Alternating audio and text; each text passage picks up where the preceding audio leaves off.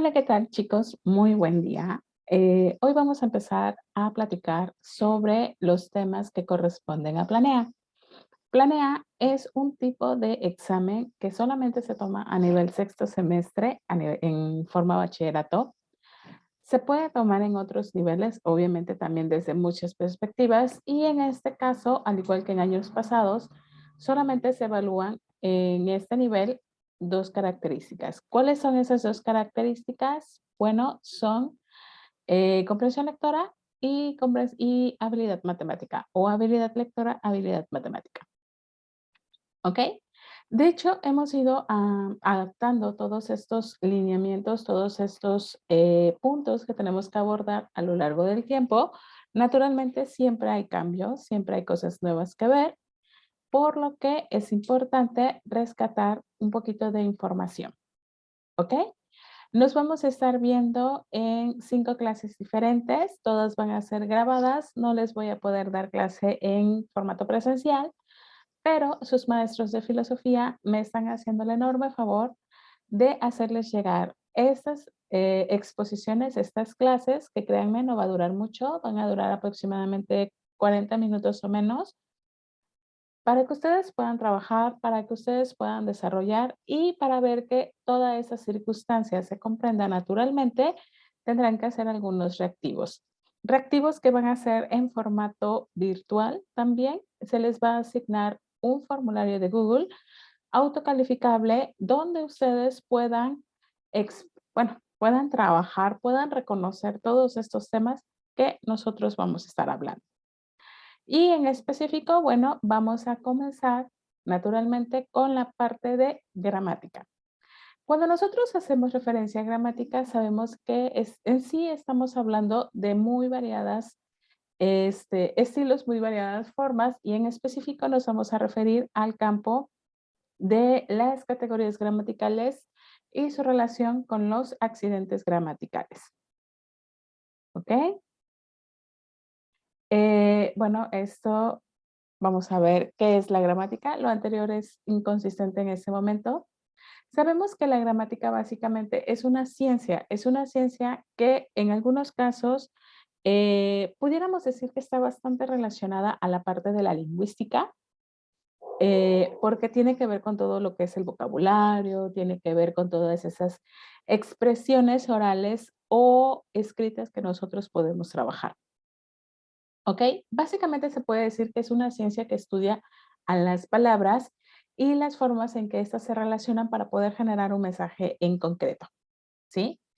Se divide en en varios aspectos o varias áreas que hablamos de la morfología, que es la que realmente sí estudia toda la estructura de las palabras, cómo están conformadas, por lo menos en dos aspectos de lexemas y morfemas, que realmente no los vamos a tocar como tales, pero que sí son bastante importantes en nuestro idioma. Vamos a hablar de la sintaxis, de hecho esto lo vamos a hablar en la próxima clase grabada, que tiene que ver mucho con la relación en cómo nosotros vamos a ordenar todas las palabras en una oración simple o compuesta para que nosotros podamos dar a conocer un mensaje, que naturalmente deberá llevar una construcción. Algo que también está bastante relacionado a la morfología en la utilización ya no solamente de grafemas o monemas, que llamémosle lexemas o morfemas, que, bueno, también nos van a ayudar en algunas ocasiones para acabar de estructurar ideas. Tenemos la fonética. La fonética tiene que ver mucho con la pronunciación de las palabras. Recordemos que, bueno, todo ser humano consta de un aparato fonador que abarca desde, bueno, que todo sería toda la cavidad bucal. Estaremos hablando de la nariz, de la influencia de la nariz. Y no solamente estamos hablando de la garganta como tal, bueno, de la laringe, de la faringe y todas esas cuestiones, sino que puede llegar incluso a tocar desde los puntos del diafragma y del estómago. ¿Por qué? Porque hay movimientos o hay formas en que nosotros pronunciamos en donde las voces surgen un poquito más abajo, con un poquito de mayor fuerza, y entonces ya no solamente estamos ocupando la garganta para poder dar a conocer todas estas ideas. Recordemos que si seguimos las líneas de nuestros aparatos fonadores, entonces sabremos que hay palabras, bueno, más que palabras, son letras, son las letras o los fonemas. Hay letras que son labiales, otras son guturales, otras son palatales, otras son labiodentales. Y bueno, dependiendo del tipo de órgano o tipo de elemento que nosotros estemos ocupando para poder transmitir esa idea o ese mensaje. Teniendo en cuenta esto, bueno, no nos vamos a meter mucho. También incluso con que ocupamos algunas son silbantes, otras son líquidas, otras son otras son silbantes líquidas y nasales, sobre todo en este aspecto. Pero bueno, eso no corresponde aquí. Corresponderá si acaso en su momento ustedes hubieran visto una materia relacionada a etimologías grecolatinas, en específico al griego, que es donde nosotros podemos empezar a analizar un poquito toda esta cuestión de los aparatos fonadores. Y finalmente, la fonología que guarda mucha relación con el hecho de la pronunciación, pero sobre todo está enfocado a cómo se escuchan, no tanto a cómo se pronuncian, sino a cómo se escuchan, cómo nosotros vamos a poner atención, que realmente debemos de tener una muy buena pronunciación para que la otra persona no tenga confusiones al momento de entender lo que le estamos tratando de decir. Y hablando en específico ya de nuestro tema, hacemos referencia a las categorías gramaticales. Las categorías gramaticales, de hecho, vendrían siendo ligeras variaciones, vamos a llamarle quizás modificaciones, en las cuales las palabras sufren algunos cambios, ¿ok? A estas categorías gramaticales, de hecho, es la manera más tradicional en el español en cómo nosotros podemos dividir todas las palabras que conforman nuestro idioma. A todas estas categorías gramaticales, que en ese caso estamos hablando de 9 categorías gramaticales en el español, solamente 5 se ven afectadas por lo que también llamamos accidentes gramaticales. Accidentes gramaticales que vendrían siendo las distintas subdivisiones en las cuales nosotros podemos clasificarlos. Y bueno, aquí la cuestión entonces, lo que nos interesa no es meternos tanto en gramática en general, lo que sí nos interesa es involucrarnos un poco más en este aspecto de las categorías gramaticales, que son las que vamos a ver en esta clase del día de hoy. Las categorías y los accidentes gramaticales. Dijimos antes que las categorías son 9. Tenemos sustantivo, adjetivo, artículo, pronombre, verbo, adverbio, conjunción, preposición e interjección. Son todas las 9 categorías gramaticales que hay en el español. A estas 9 les afectan 6 accidentes gramaticales. En género, que puede ser masculino y femenino. En número, que pueden ser singulares y plurales. Recuerden que en el caso de nuestro idioma, solamente maneja 2 géneros. No hay un género neutro, que sí manejan otras lenguas. Al igual que con el número, solamente hay 2. Hay lenguas o idiomas distintos que llegan a manejar el singular, dual y plural, pero el español solamente maneja el singular para uno y el plural para 2 o más elementos. También tenemos la persona, que créanme que no hay mucha ciencia aquí, se divide en primera, segunda y tercera y está bastante relacionada al accidente del número, porque así como existe primera, segunda y tercera persona en el singular, también existirá primera, segunda y tercera persona en el plural. ¿Ok? Luego tenemos el modo, que para muchos es más fácil asociarlo a un modo verbal, porque de hecho es donde va a aparecer. Este modo en español son 3. Indicativo, que expresa una realidad. Subjuntivo, que expresa una posibilidad. E imperativo, que trabaja con algunas órdenes o mandatos en específico. Esos tres modos verbales poseen tiempos, que sería el siguiente accidente gramatical. Los tiempos los podemos clasificar en simples o compuestos.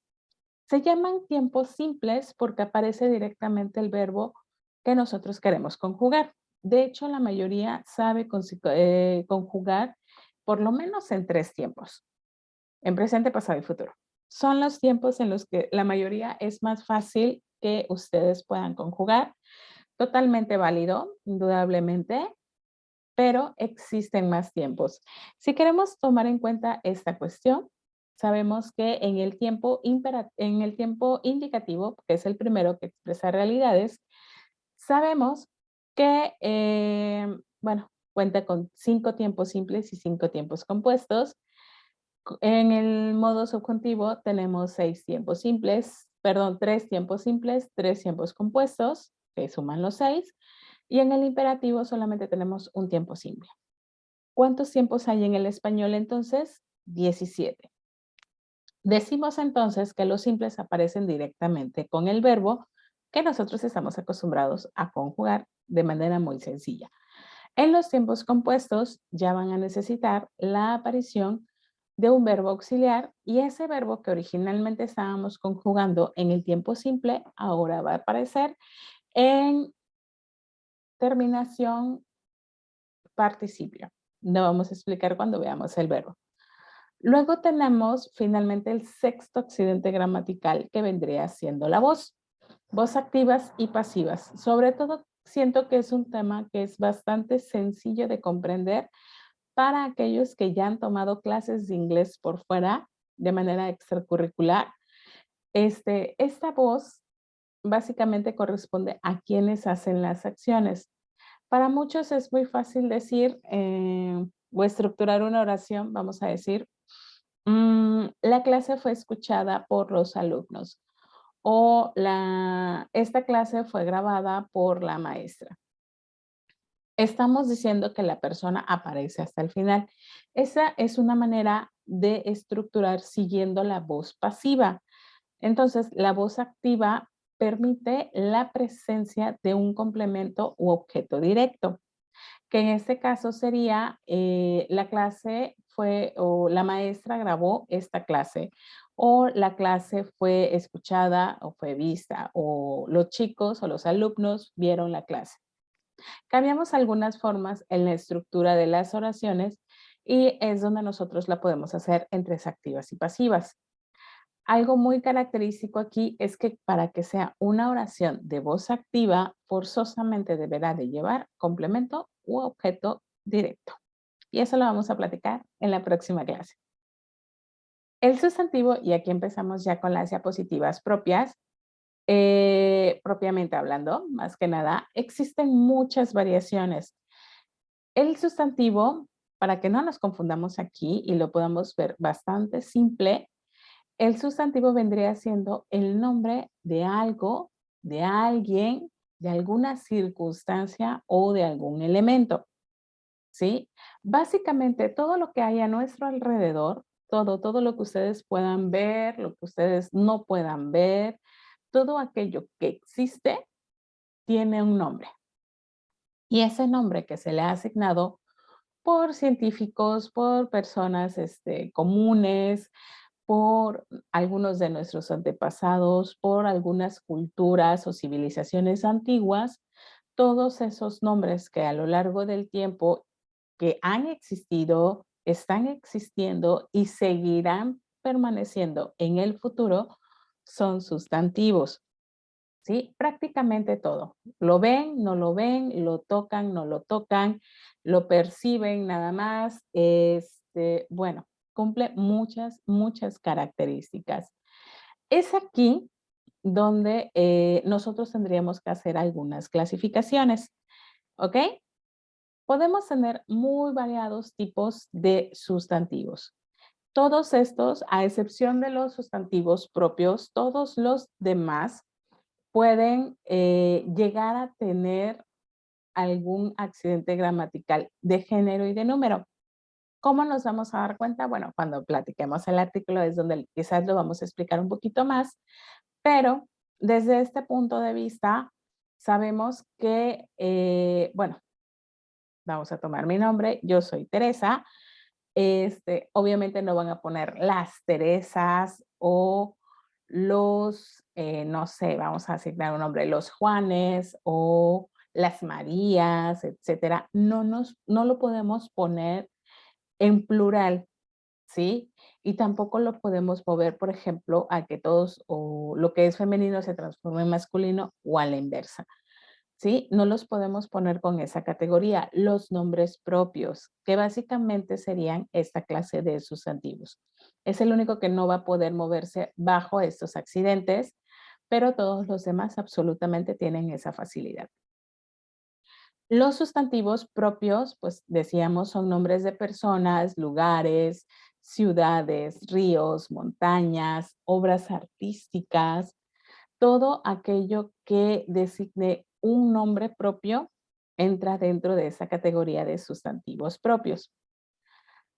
Todo aquello que no designe el nombre de una persona, de una institución, de una obra, de alguna situación en específico a la cual le tengamos que reconocer bajo esa línea, todo lo demás es común, ¿sí? Pudiéramos decir que es la primera clasificación entre todos los sustantivos que hay. Los otros sustantivos son comunes. Prácticamente es todo aquello que recibe un nombre que puede ser cualquier cosa, ¿ok? Desde ventana, silla, mesa, este, botella, cabello, cámara, computadora, etcétera. O sea, son cosas que no necesitan forzosamente este nombre propio. Dentro de estos comunes encontramos otras clasificaciones, en específico los concretos y los abstractos. Los sustantivos concretos son aquellos que ustedes van a poder tocar, ¿sí? Pueden llegar a tocar, pueden llegar a percibir en determinado momento. Esos serían los sustantivos concretos.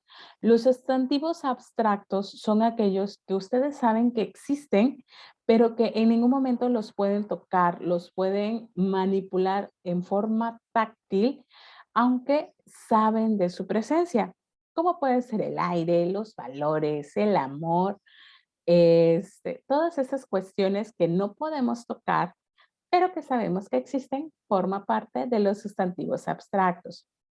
Entre esas dos categorías de sustantivos abstractos y sustantivos concretos entran el resto de clasificación de los sustantivos. Tenemos sustantivos simples.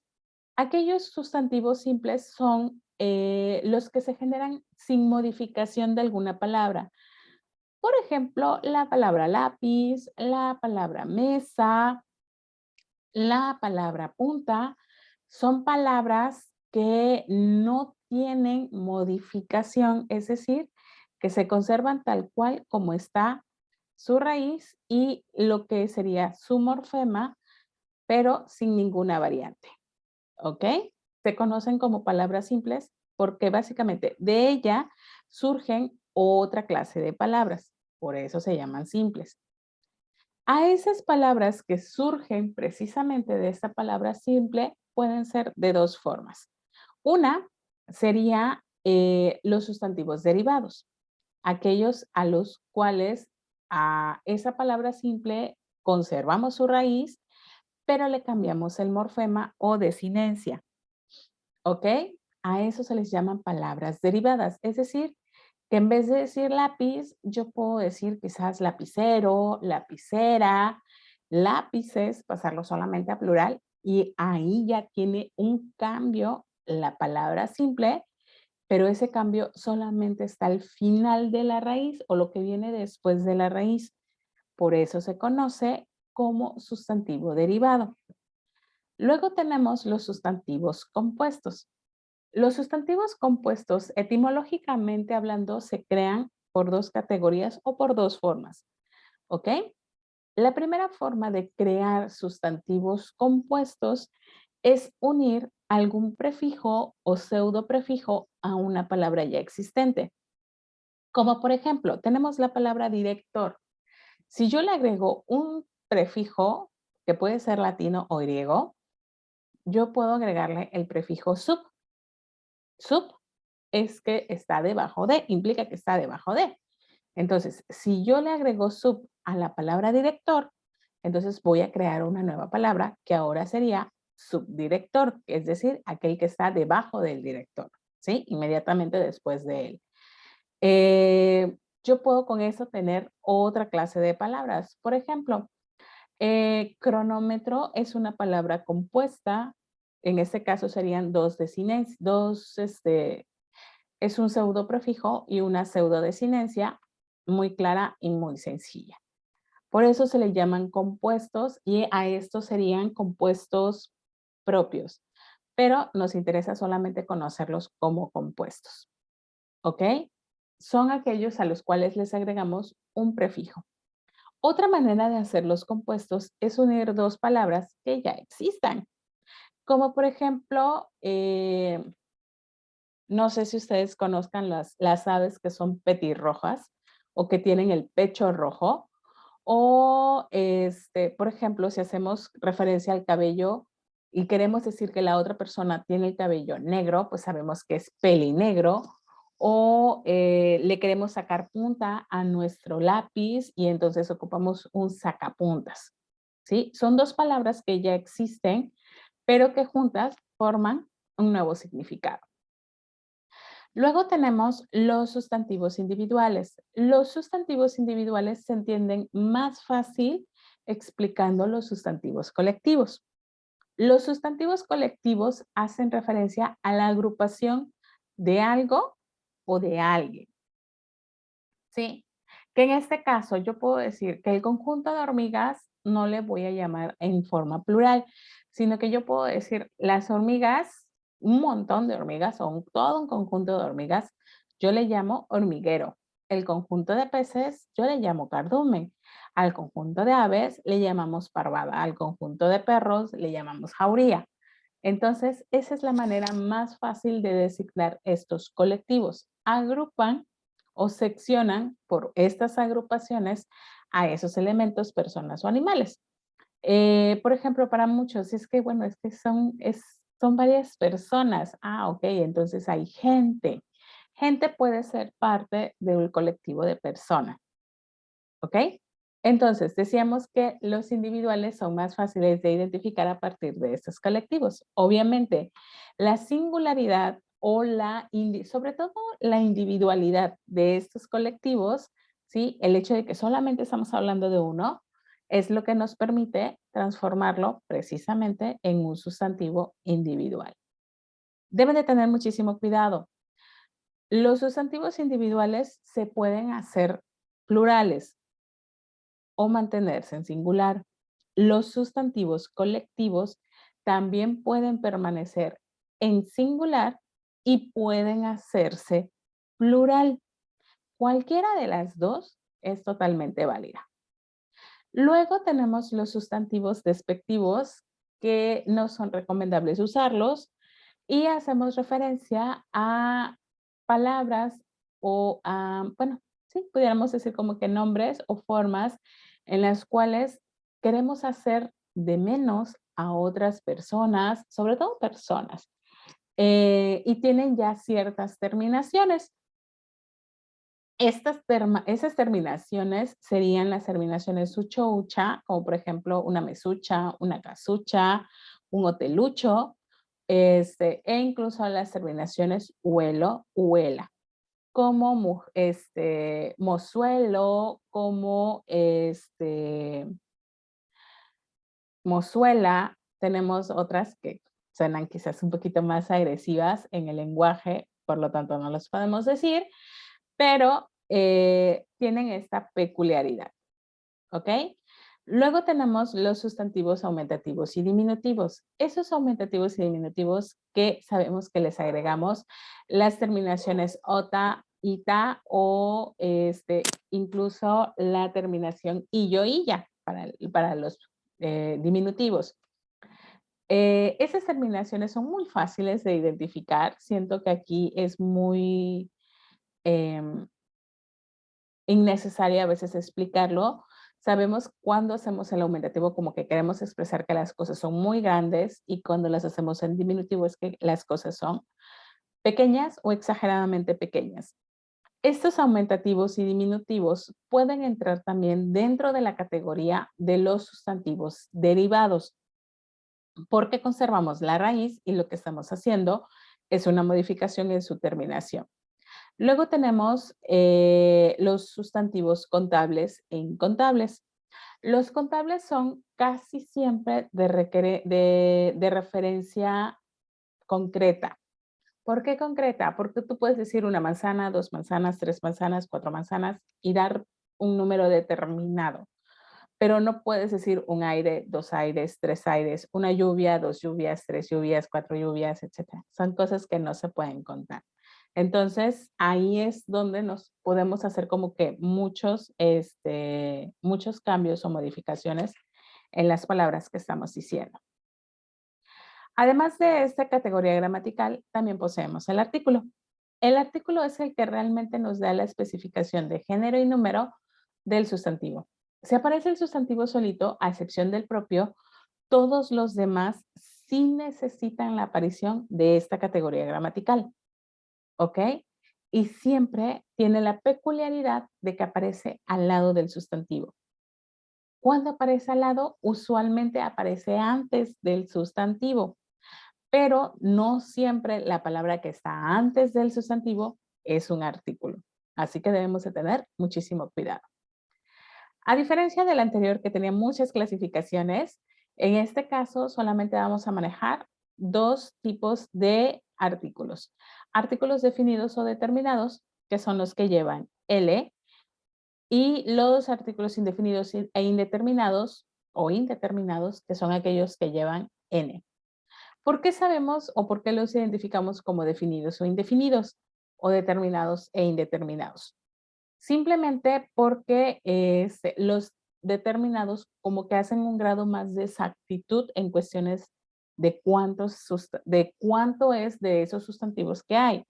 Mientras que los indefinidos se expresan como que un poquito más de inexactitud, un poquito más de ambigüedad, vamos a llamarle así, en relación a lo que nosotros queremos decir.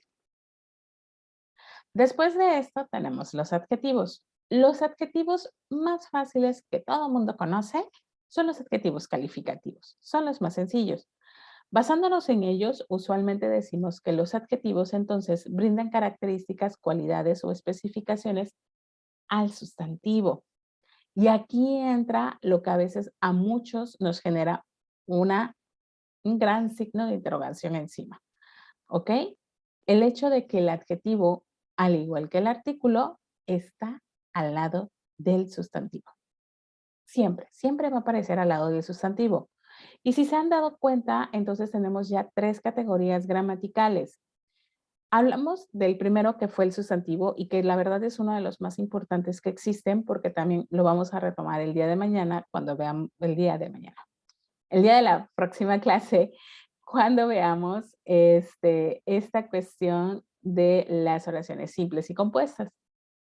Pero si notamos el hecho de que tanto adjetivo como artículo acompañan o aparecen al lado del sustantivo, significa que poseen los mismos dos accidentes gramaticales, género y número. ¿Por qué son estos dos los accidentes que se repiten con estas tres categorías? Porque la verdad son tres categorías que usualmente están enlazadas. Unas están al lado de la otra. Las oraciones, por ejemplo, pueden tener artículo, adjetivo y sustantivo o solamente adjetivo y sustantivo o artículo y sustantivo nada más. Entonces, como que sí da un grado como que de variaciones, de alteraciones que sí nos hacen un poquito más ligera las expresiones verbales. Y bueno, mencionábamos que los más fáciles de reconocer son los adjetivos calificativos. Estos adjetivos calificativos son los que realmente nos dan características específicas del sustantivo. Nos dice cómo es, o sea, es lo que hace el adjetivo calificativo. ¿Cuáles son los más sencillos? Alto, bajo, gordo, flaco, lindo, feo. Bueno, ustedes pueden generar aquí cuantos adjetivos calificativos necesiten, ¿no? Luego tenemos los adjetivos que provienen sobre todo de los gentilicios. Los gentilicios tienen ciertas peculiaridades, ¿ok? Las peculiaridades van en su terminación. Los gentilicios implican que, y no debemos de confundirlos con los toponímicos, Porque los gentilicios expresan el origen o nacionalidad de alguien, ¿ok? Podemos tener ciertas terminaciones, por ejemplo, decimos mexicano o mexicana, argentino, argentina, en cuestiones de las terminaciones. Tenemos la palabra ateniense, tenemos la palabra japonés o parisiense, danés, tenemos la palabra dominico y bueno, o dominicano, que también en algunos casos es válido. Todas estas terminaciones nos indican de dónde es una persona. Todos sabemos que, bueno, en este caso, los que viven aquí en Minatitlán, pues obviamente son minatitlecos, ¿ok? Con todas estas terminaciones. Luego tenemos los adjetivos indefinidos que no dan especificaciones o no dan exactitud en cuestiones de las cosas. Por ejemplo, cuando decimos algunos alumnos o bastantes alumnos, no estamos dando una especificación en cuestión de cantidades o en cuestiones de cercanía o lejanía. ¿Sí? Sobre todo estas cuestiones de cantidades es donde más usamos los adjetivos indefinidos. Luego tenemos los adjetivos demostrativos. Estos tienen cierta peculiaridad. No trabajan con personas, trabajan en relación o aparecen en relación a objetos. Objetos que se pueden encontrar cerca de nosotros o a distancia de nosotros. Esa es su presencia más natural. ¿Por qué decimos que son peculiares? Los adjetivos demostrativos son peculiares porque curiosamente los adjetivos indefinidos, demostrativos e interrogativos, e incluso los posesivos, son una categoría que también va a aparecer con los pronombres. Y necesitamos diferenciar cuándo estamos ocupando adjetivos y cuándo estamos ocupando pronombres. Antes, y es para como que no para hacerles así como que meterles más ideas o más información de lo normal, antes estamos hablando, ¿qué te parece? ¿Qué les parece? Perdón. Más o menos unos 10, entre 10 y 20 años atrás, em, la Real Academia Española, conocido como RAE, ha incitado en cambios en cuestiones lingüísticas y se sabe que antes, para hacer estas diferencias entre pronombres y adjetivos demostrativos, los pronombres se acentuaban y los adjetivos no. Esa era la diferencia. O sea, si aparecía acentuado, entonces era pronombre. Si no aparecía acentuado, entonces era adjetivo. En la actualidad ya no. O sea, a raíz de esa fecha para el presente, hacia el presente, se sabe que si no le ponemos el acento a los pronombres y tampoco se la vamos a poner a los adjetivos, queda en nosotros identificar cuándo está cumpliendo cuál rol. ¿Sí? Ahí es donde sí como que cabe un poquito más ese ajuste, esa modificación. Debemos de poner muchísima atención. Si yo digo, supongamos, esta mesa es bonita, entonces estoy teniendo esta al lado de mesa, que es un sustantivo, entonces esta sería adjetivo. Si yo digo, esta mesa es bonita, le pongo una coma a mi oración y digo, esta no, entonces el segundo esta, que aunque no lleva acento y no tiene la palabra mesa al lado, esa se ha transformado en pronombre. Los pronombres, y de hecho lo vamos a ver en un ratito más, los pronombres tienen otra forma de presentación. Igual, ¿sí? En ese sentido.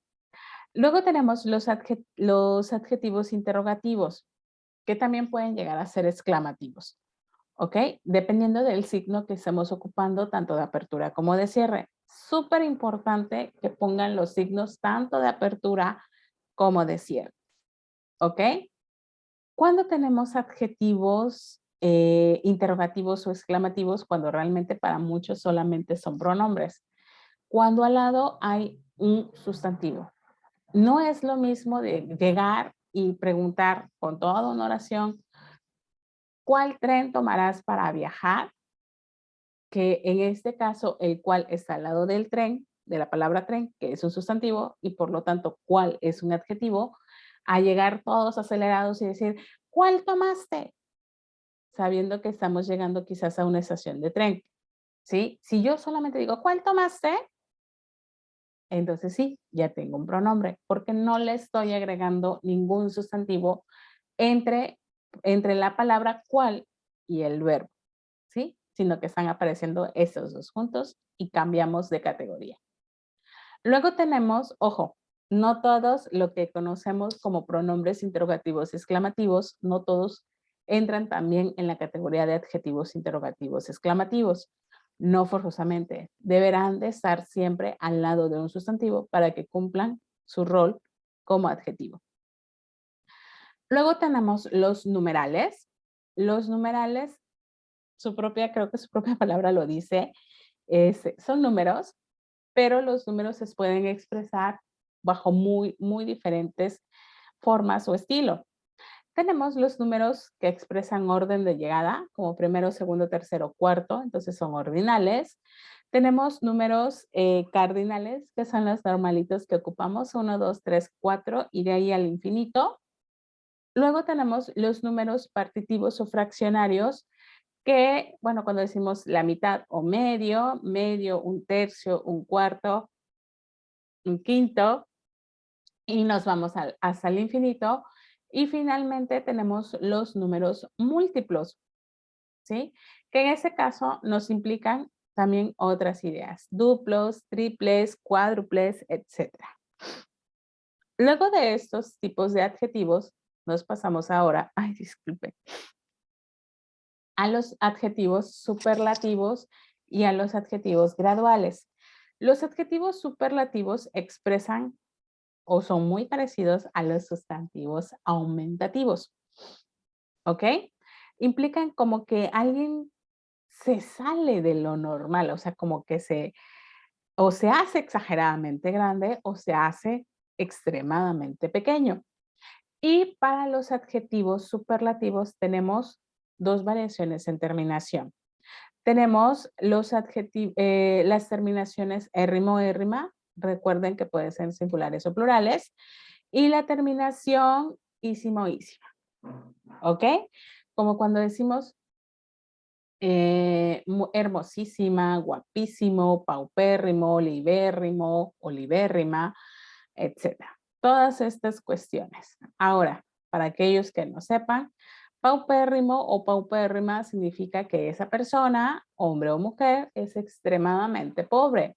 Y libérrimo o libérrima es una mujer u hombre que es extremadamente o muy fácilmente se expresa con excesiva libertad, porque en este caso la palabra liber la estamos asociando a a un sustantivo latino que es liber libri, no liber con otra variación más asociada a los libros. O sea, aquí estamos hablando de libertad. Y bueno, también tenemos los adjetivos graduales, es decir, que nos implican un grado de ascenso o descenso en cuestiones de intensidad.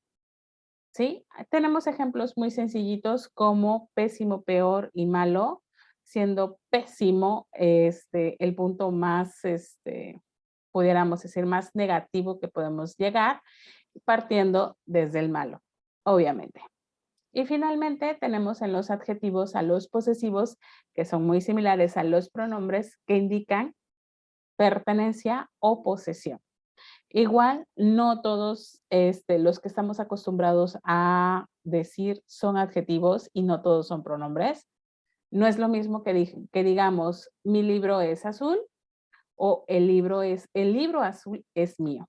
En el primero, entonces, sí estamos manejando un adjetivo y en el segundo ejemplo estamos trabajando con un pronombre. Y hablando del pronombre, pues sí necesitamos como que saber a qué se refiere. Los pronombres son palabras que sustituyen al nombre, en este caso, al sustantivo, ¿sí? Puede en algunos casos El sustantivo puede aparecer en la primera parte de las oraciones y para evitar repetirlo, ocupamos los pronombres que hacen referencia a este sustantivo. Y aquí ya aparece un tercer accidente. Ya no solamente se queda con género y número, aparece el accidente de persona. ¿Ok? Y este lo vamos a encontrar sobre todo en los pronombres personales. Es donde más fácil vamos a encontrarlos. ¿Ok? Incluso en los posesivos también vamos a encontrar un poquito en cuestiones del el accidente de persona. Sabemos que los pronombres personales son aquellos con los cuales todos estamos acostumbrados a conjugar. Yo, tú, él, ella, nosotros, nosotras, ustedes, ellos, ellas. Y si observamos, pues ahí es donde realmente tenemos esa peculiaridad, ¿sí? Cuando digo yo, hago referencia a una sola persona. Entonces, yo soy la primera persona. Cuando digo un tú, estoy hablando de alguien que puede estar enfrente o al lado mío, ¿sí? Entonces, es un tú y esa es la segunda persona. Cuando yo digo él o ella, estoy haciendo referencia a alguien que guarda una distancia un poquito más larga y entonces estoy hablando de una tercera persona. Estos tres primeros corresponden al singular. Cuando yo hablo de un nosotros, ¿sí? Cuando yo hablo ya de un nosotros, entonces regreso a la primera persona. Solo que ahora ya me pasé al plural, porque somos varios. Cuando decimos ustedes, y supongamos que yo los menciono a todos los que están tomando esa clase, hago referencia, son ustedes, son muchos, y se conservan como la segunda persona ahora del plural. Y cuando digo ellos, ellas, supongamos que hay un grupo de personas pasando fuera del salón, entonces hago son ellos, son ellas, están un poquito más alejados de nosotros y entonces se han transformado en la tercera persona también del plural. Pero no son los únicos pronombres personales que existen. Existen, por ejemplo, palabras cuando queremos decir, bueno, que no podemos decir, sobre todo en esa expresión, no podemos decir, este, se va, no sé, se sienten mal y su mamá los va a dejar. No le van a decir, oye, quédate con yo.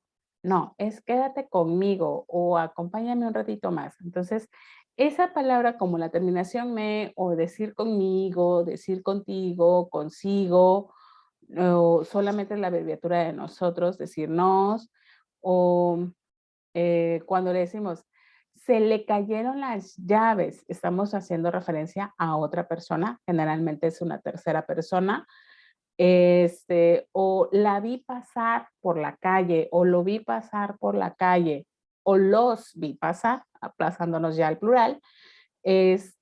Todas estas palabras en las cuales nosotros ocupamos para sustituir los pronombres personales tradicionales, también son pronombres personales, solo que muchas veces no los logramos clasificar como tales. Luego tenemos los pronombres demostrativos, que son los que yo les acababa de hacer mención con los adjetivos y que les decía que antes estos pronombres sí se acentuaban, pero en la actualidad ya no. Depende mucho de nuestra capacidad de análisis. Aquí en los ejemplos que tienen en la diapositiva aparecen acentuados, pero realmente ya no llevan acento. Si ustedes lo colocan en sus trabajos con acento, todavía lo están haciendo bien porque sí sigue siendo válido, pero ya no es absolutamente necesario. Tienen que trabajarlo muy, muy bien para evitar confundirlos con los adjetivos. Recuerden que los pronombres demostrativos expresan un grado de cercanía o lejanía de las cosas, de los objetos. Si yo digo entonces estoy haciendo referencia a algo que está cerca de mí. Si yo digo ese, hay un grado de cercanía no tanta como en el primero, pero sí está cercano a mí. y si yo digo aquel, aquella, entonces la lejanía es un poquito más amplia o literal no está en el mismo espacio en el que yo me encuentro. Luego también tenemos los indefinidos y los indefinidos son palabras bastante similares a los ejemplos que ya habíamos puesto en los adjetivos y que, bueno, aquí es donde es un poquito más notable la sustitución de los sustantivos en alguna expresión verbal. Supongamos que faltaron a clase y alguien viene y dice, ¿vinieron los alumnos? No, ninguno vino, ¿sí? El ninguno sustituye a las palabras alumnos para hacernos aclaración, ¿de acuerdo? Los pronombres exclamativos e interrogativos, misma peculiaridad que con los adjetivos, necesitan sus signos de apertura y de cierre. Todos llevan acento y ahora sí, independientemente de que no aparezca ningún tipo de sustantivo al lado, entonces todos serán pronombres interrogativos exclamativos. Y aquí les doy un tip que a muchos, bueno, no es muy fácil que a nosotros como maestros nos agrade, pero bueno, es necesario recapitularlo por aquello de que se encuentren tal vez más adelante con estas preocupaciones cuando vayan a hacer exámenes de admisión a la universidad.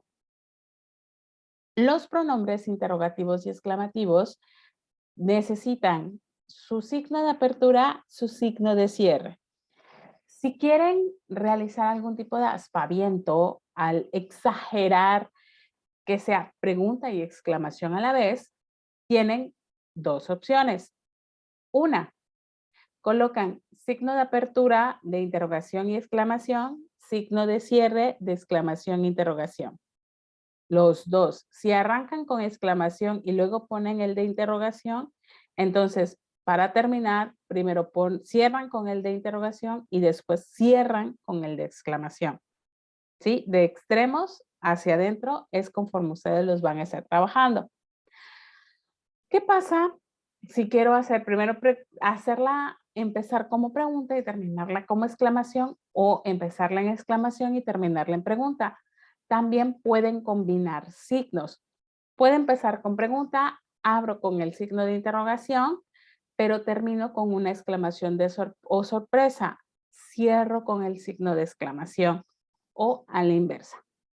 No se vale, y aquí es algo muy, muy importante, lo que sí no se vale es poner, supongamos que, bueno, es el clásico, muchos lo ocupan en WhatsApp, sobre todo cuando mandan algo o ocupan alguna mensajería instantánea, no colocan el signo de apertura porque, bueno, a muchos se les va, colocan el signo de cierre y lo repiten muchas veces, ¿ok? Si lo repiten muchas veces, entonces ya hay un error. No por el hecho de que pongan muchos signos de cierre, significa que es una pregunta más grande o más profunda y tampoco es una exclamación más fuerte. Ya el hecho de que aparezcan tanto de apertura como de cierre implica que hay una modificación incluso en nuestras pronunciaciones. No porque le ponga más signos significa que como que, ay, o sea, esto es de mayor importancia. No, sigue teniendo la misma importancia de que solamente tenga un solo signo de apertura y de cierre. Siempre, recuérdenlo, siempre deben de poner el de apertura y el de cierre. No me ocupen solamente el de cierre, porque ahí ya están teniendo un error no solamente gramatical, sino también ortográfico. Luego vienen los pronombres relativos. Los pronombres relativos son aquellos que nos sirven como, bueno, que tienen una función muy parecida a las conjunciones, que nos sirven como nexos, es decir, que nos van a unir aquí en este caso particular oraciones. Es lo que van a hacer.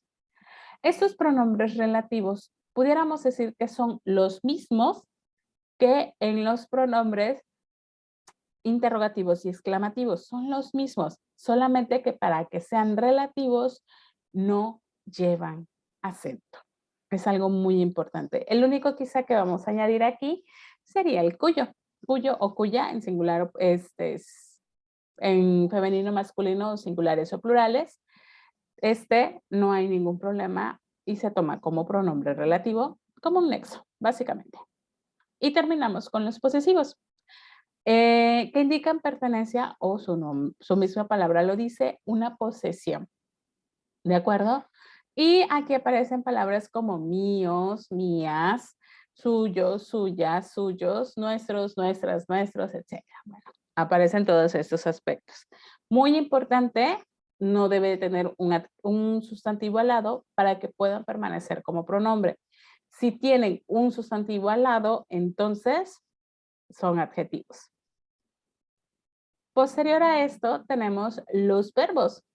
Los verbos son acciones. ¿Quiénes hacen esas acciones? Los sustantivos. Comunes o propios, no importa. ¿Ok? Y están muy relacionados con el sujeto de nuestras oraciones, que vamos a ver en la próxima clase. Esta categoría gramatical es la única que posee los 6 accidentes gramaticales. Posee todos. ¿Sí? ¿Y dónde los podemos notar? Bueno, cuando nosotros conjugamos, supongamos que queremos conjugar el verbo jugar. El verbo jugar lo van a conjugar, supongamos, vamos a tomar el clásico tiempo presente y van a decir, yo juego, tú juegas, él o ella juega, nosotros o nosotras jugamos, ustedes y ellos juegan, ustedes juegan, ellos, ellas juegan. ¿Ok? 6 personas, 3, la primera, la segunda y la tercera del singular, la primera, la segunda, la tercera del plural. Y ahí ya tienen 3 accidentes. Género, número y persona, porque son los mismos accidentes que poseen los pronombres personales. Desde ahí ya hay 3 accidentes. No hay pierde. ¿Ok? Vamos a ver dónde aparecen esos otros 3 accidentes que nos faltan. Pero para poderlos clasificar, nosotros tenemos verbos regulares. Los verbos regulares son muy similares a lo que ustedes vieron en inglés. Los verbos regulares son aquellos que no cambian una raíz o su lexema, no hay una modificación real, como en el verbo jugar, como en el verbo lanzar, como en el verbo cantar, como en el verbo amar. ¿Ok? No hay modificación. Los verbos irregulares sí admiten modificaciones, es decir, pueden llegar a cambiar por completo la estructura de la palabra desde su primera conjugación. Si tomamos el verbo ser, en presente es yo soy, en pasado es yo fui, en futuro es yo seré, en copretérito, bueno, en el caso de los indicativos sería, es era, y el postpretérito sería como tal. Disculpen. Y tenemos otra clase de verbos que son transitivos e intransitivos. Los transitivos son aquellos que permiten la aparición de un complemento u objeto directo. Y en el caso de los intransitivos es aquellos que no permiten la existencia de este. Aquí sí hay un grado de variación a veces un poco más amplio dependiendo del tipo de construcción oracional que nosotros estemos trabajando. Supongamos que yo ocupo el verbo cantar. El verbo cantar funciona con las 2 líneas del transitivo y del intransitivo. Si yo digo, yo canto una canción, valga la redundancia, ¿verdad? Yo canto una canción. ¿Qué canto? Una canción. Permite la existencia de un complemento directo que responda a la pregunta ¿qué? Si yo digo, yo canto muy feo, entonces ya no hay una respuesta a la pregunta ¿qué? Pero sí hay una respuesta a decir cómo canto. Y entonces, en vez de ser un verbo transitivo, lo hemos modificado y lo tenemos ahora como verbo intransitivo. Existen más, ¿de acuerdo? Existen los verbos auxiliares. Los verbos auxiliares nos ayudan a hacer o construir perífrasis verbales o trabajar las conjugaciones de tiempo compuesto. Estos verbos auxiliares incluso también nos ayudan dentro de las oraciones de voz pasiva Y tenemos los verbos ser, estar y el verbo haber para estas utilizaciones. Generalmente el verbo ser, estar lo ocupamos para las perífrasis verbales y también para la voz pasiva. Y el verbo haber es el que ocupamos para el caso de las conjugaciones de tiempo compuesto. Tenemos también los verbos copulativos o atributivos. Son aquellos que, si seguimos la definición tal cual está ahí, quizás nos confundamos, pero son aquellos que nos permiten generar presencia de algún tipo de adjetivo en el predicado, dejando pasar un poquito la acción y a quién está afectando, ¿sí? Sobre todo, no nos podemos cerrar aquí en el hecho de que tenemos los verbos ser, estar y parecer. Pueden llegar a manejarse otra clase de verbos copulativos o atributivos en donde nos van a permitir presentar un adjetivo dentro del predicado que modifica el núcleo del sujeto, no al núcleo del predicado. Luego tenemos los verbos perfectivos que indican la conclusión de algo, ¿sí? Son verbos que en este caso no, como que no necesitan que aparezca algo más o alguna acción posterior. Los verbos, esos son los perfectivos. Los verbos imperfectivos son aquellos que sí expresan como que un grado de terminación o culminación de las cosas. Tenemos los verbos defectivos, que en este caso, que son aquellos que no tienen una conjugación completa, que en algunos otros casos también se pueden llamar unipersonales, pero aquí vamos a ver una diferencia. Los verbos defectivos tienen una conjugación que usualmente trabajan con la primera y con la tercera persona, ¿sí? La única persona que no se puede conjugar es la segunda en los verbos defectivos. Y en los verbos unipersonales se conocen también como verbos que solamente se pueden conjugar en la tercera persona o son verbos de categoría meteorológica. Aquellos que tienen que ver con el clima son verbos unipersonales, porque nosotros como individuos o como tales no los podemos ejecutar. Yo no puedo decir yo lluevo, yo granizo o yo granizaré mañana o yo lloveré mañana o yo anocheceré mañana, ¿sí? O anocheceré o amaneceré, etcétera, porque yo no lo puedo hacer, ¿sí? ¿Quién lo puede hacer? Lo puede hacer el día, lo puede hacer el clima, lo puede hacer, en este caso, algo intangible, algo que es abstracto, ¿sí? El día o mañana lloverá, ¿sí? Estamos hablando de un día, no estamos hablando de mí como tal, como persona, pero sí de alguna circunstancia. Por eso se llaman unipersonales. Y también tenemos los verbos pronominales, es decir, aquellos que necesitan que aparezca un pronombre, usualmente pronombre personal, para poder conjugarlos, ¿sí? O necesitan que aparezca dentro de la conjugación o al ladito. No es, por ejemplo, él se cayó. Ese se implica que es un verbo pronominal. Se escucha raro si yo dijera, por ejemplo, él cayóse.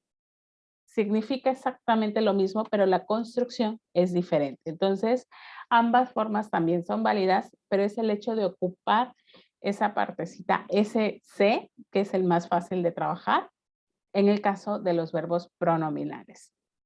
Y aquí está lo que habíamos estado platicando, o en relación a lo que habíamos estado platicando.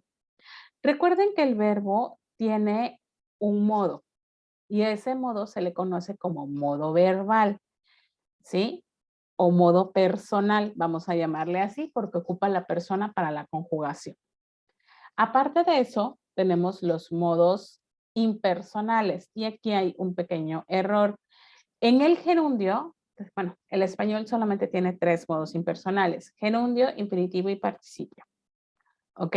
El gerundio, que es donde está el error, solamente maneja terminaciones ando, endo. No maneja la terminación iendo como tal. Aquí se me fue una I.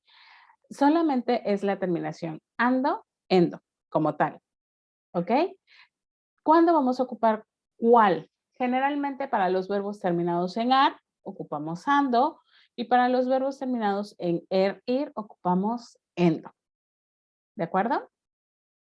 Luego tenemos los participios.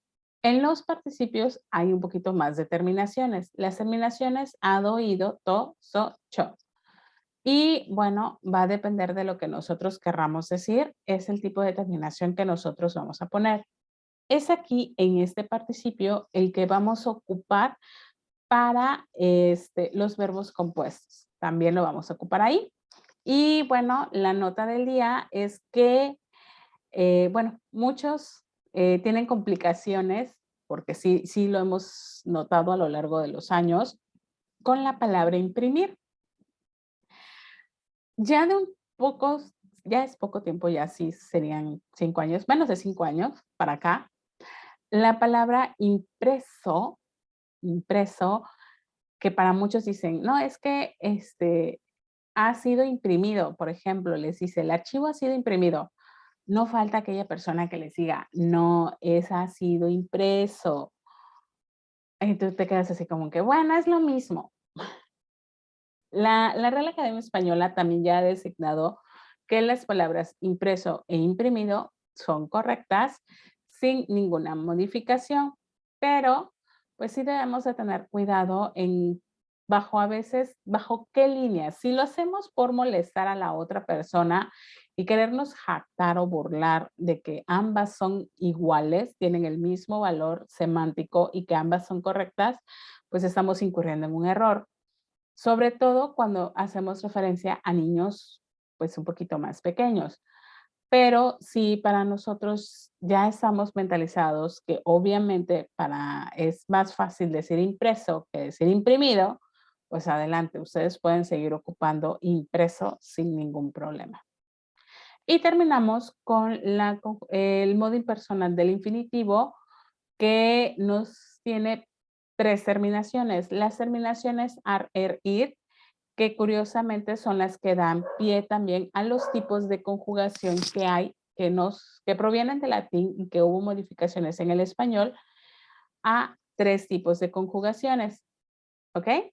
La primera conjugación pertenece a todos los verbos terminados en ar, la segunda conjugación a todos los verbos terminados en er, y la tercera conjugación a todos los verbos terminados en ir, que sería la forma más tradicional de verlo. Antes, cuando hablábamos de los verbos auxiliares, hablábamos de perífrasis verbal o verbo perifrástico.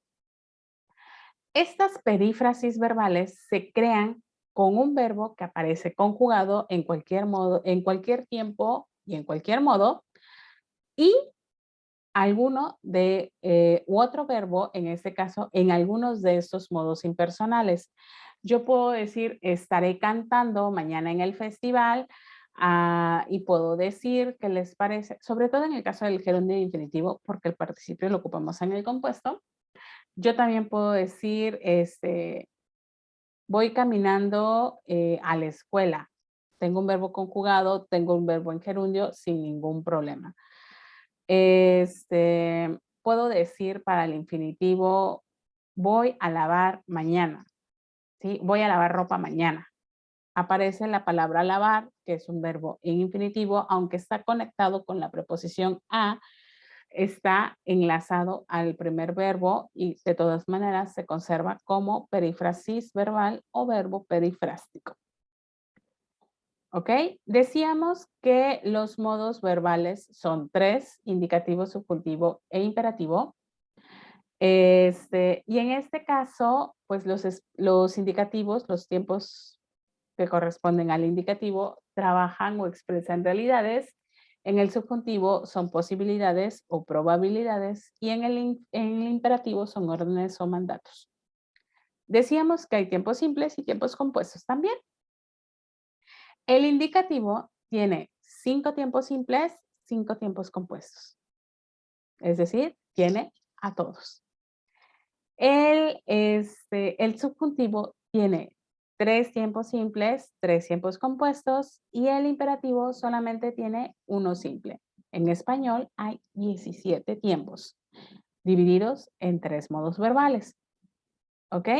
Aquí aparecen con asteriscos, ¿sí? Presente, pretérito, futuro, copretérito y pospretérito, antepresente, etcétera, etcétera. Esos son los nombres coloquiales o comunes. Existen otros, otra manera de llamarlos un poquito más formal, vamos a llamarla así, más formal, ¿ok? Para los que tienen un asterisco, a todos aquellos que tienen un asterisco, son los tiempos correspondientes al indicativo. Aquellos que tienen, que también incluyen 2 asteriscos, son los que pertenecen al subjuntivo. Y en el caso del presente, que es el único que tiene también 3 asteriscos, es el tiempo correspondiente al modo imperativo. Y bueno, quiero explicarles aquí. Decíamos que son los nombres coloquiales o comunes en cómo los conocemos. El presente no tiene cambio, obviamente, ¿sí? Se llama presente sin ninguna afectación. El pretérito también se conoce como pretérito perfecto simple o pasado perfecto simple. El futuro también ya se llama futuro perfecto simple. El copretérito en realidad se llama pretérito imperfecto. Ese es su nombre real, pretérito imperfecto. Y el postpretérito, su nombre real debe de ser condicional perfecto simple. ¿Ok? Esos son los primeritos.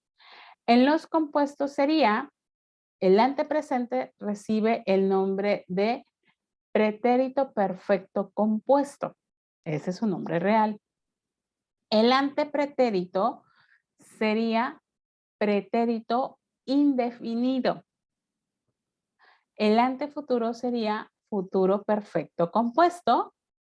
El antecopretérito sería pretérito pluscuamperfecto. Así se llama, rarísimo y largo el nombre, pero así se llama, pretérito pluscuamperfecto. Y finalmente el antepospretérito que recibe el nombre de condicional perfecto compuesto. ¿Ok? Ahí sí no hay pierde. Posterior a este aparecen las categorías gramaticales que ya no tienen accidentes, como lo puede ser el adverbio. El adverbio es una palabra que puede ser muy cortita o muy larga, que se encuentra al lado del verbo. No forzosamente y localizado exactamente al lado del verbo, pero sobre todo tiene la característica de modificarlo o de dar especificaciones sobre esos elementos del verbo. Y bueno, realmente solo hay 7 tipos como tales, 7 tipos de adverbios. Podemos tener más, obviamente, pero podemos trabajar casi siempre con 7 clases de adverbios. Adverbios de lugar, adverbios de modo, de cantidad, de tiempo, de negación, de afirmación y de duda. Son los 7 más reconocidos. Existen más indudablemente, ¿sí? Los de duda es el condicional, básicamente, para que no se confundan. Aparecen los de deseo o desiderativos, los de exclusión, adición e inclusión, los de identidad y los de exclamación. Son menos comunes, menos ocupados y los más sencillos de trabajar, pues por naturaleza son los 4 primeros. ¿Ok? Los de lugar, tiempo, modo y cantidad. Son los más fáciles de reconocer. Luego tenemos las preposiciones. Ojo con esto. La preposición y las conjunciones trabajan bajo la línea de los nexos. Son nexos.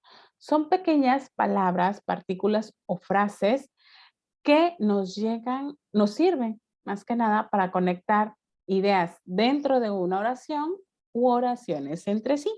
Es lo que hacen básicamente. ¿Ok? Tenemos preposiciones clásicas. A, ante, cabe, bajo, cabe, con, contra, de, desde, en, entre, hacia, hasta, para, según, sin, sobre, tras. durante, mediante, versus y vía. Esas son las preposiciones más comunes, que son preposiciones tradicionales. Existen dos que ya se denominan como arcaísmos o palabras que han caído en desuso, que son las que tienen una línea. La preposición cabe y la preposición so. Ya no se ocupan, es muy raro que alguien las trabaje. Quizás la preposición cabe es más utilizada que la preposición so. Por ejemplo, cuando alguien dice, cabe mencionar que, ahí es donde aparece la preposición sin ningún problema. Pero también nosotros, aparte de estas preposiciones clásicas, podemos ocupar locuciones prepositivas. Estas están constituidas por una, por dos o por tres preposiciones clásicas inmiscuidas dentro de alguna otra frase que podemos manejar. Entonces, es ahí donde podemos trabajarla. Sobre todo para lo que ocupamos las preposiciones clásicas son para conectar ideas dentro de una oración y las locuciones prepositivas las ocupamos para conectar oraciones. Luego, hablamos de las conjunciones. Las conjunciones también cumplen roles de nexos en donde en algunos casos nos pueden servir para unir palabras del mismo nivel, como pueden llegar a ser a veces palabras dentro de una misma oración u oraciones entre sí. Dependiendo de lo que nosotros decidamos hacer, las podemos clasificar en dos. Conjunciones coordinantes, cuando enlazan dos palabras o dos oraciones sin generar dependencia, es decir, permiten que coexistan, pero que pueden vivir separadas sin ningún problema. Y tenemos las conjunciones subordinantes. Las conjunciones subordinantes sí crean dependencia, sí crean un grado de relación entre las dos oraciones, que es donde más vamos a ocupar las subordinantes, entre dos oraciones en donde una no puede existir sin la otra. Si las llegamos a separar, entonces, si les llegamos a quitar este nexo subordinante, una se entiende y una no. Y eso lo vamos a platicar en la próxima clase.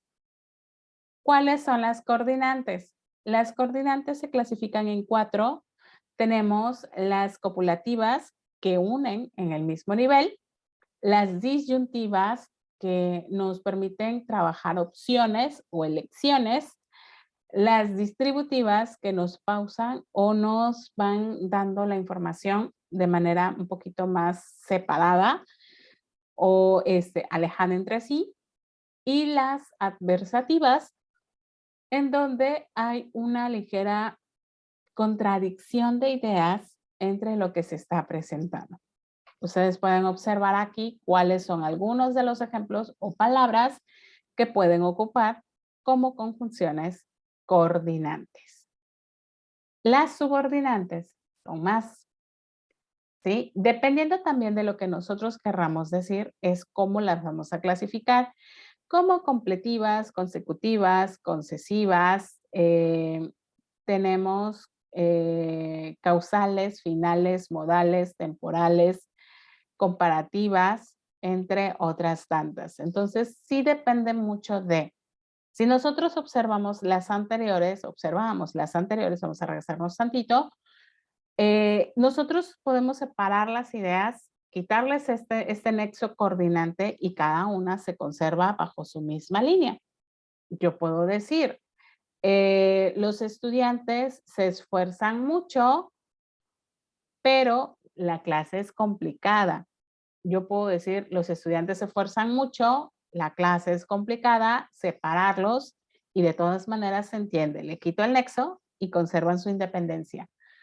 Pero si ocupo algún nexo de esta clase, supongamos, los estudiantes estudian mucho a fin de aprobar la materia. Si yo digo, los estudiantes trabajan mucho o se esfuerzan mucho, los estudiantes se esfuerzan mucho a aprobar la materia. Si yo le quito el nexo subordinante, esta primera se entiende, pero la segunda ya no. Pierde como que sentido sin la primera. Eso es el rol que cumplen las subordinantes, ayudarle a dar sentido a la oración con su presencia. Y finalmente, trabajamos la interjección. La interjección, algunos la consideran nexos, no son necesariamente nexos, pero sí pueden tomarse como algunas frases, sobre todo frases, enunciados exclamativos como tales, y tienen la peculiaridad de que deben de aparecer siempre entre signos de admiración. Nosotros las podemos incorporar a nuestros textos sin ninguna problemática al inicio, en medio o al final de ellos, siempre cumpliendo este mismo rol de exclamaciones. ¿Sí? Deben de tener muchísimo cuidado. Una cosa son interjecciones y otras que a veces muchos, sin entender todavía por qué, ¿verdad? Pero algunas personas se equivocan entre interjección y onomatopeyas. Pero bueno, realmente son cosas distintas. Aquí podemos verlas clasificadas como imitativas, expresivas, apelativas y formularias, pero todas entran en la misma categoría de las interjecciones sin ningún problema. Y si contamos y vemos desde el inicio de las diapositivas, nos podemos dar cuenta que con esto terminamos nuestras 9 categorías gramaticales. ¿Qué es lo que ustedes van a hacer después a esto? Fácil. ¿Qué es lo que van a trabajar? Una identificación a través de un formulario de Google que su maestro les va a compartir. Entonces, espero que salgan muy bien. Pueden rebobinar esta clase cuantas veces sea necesario para ir recapitulando toda la información, porque quizás hable un poquito rápido. ¿Ok? Las diapositivas, bueno, las pueden ver directamente con la grabación. Lamentablemente no se las puedo compartir como tal en estos momentos, pero trataré de hacer algunas modificaciones para que quizás sus maestros se las hagan llegar. ¿Ok? Es un gusto haber estado trabajando con ustedes ahorita. Échenle muchas ganas. Cualquier situación, vamos a verla más adelante.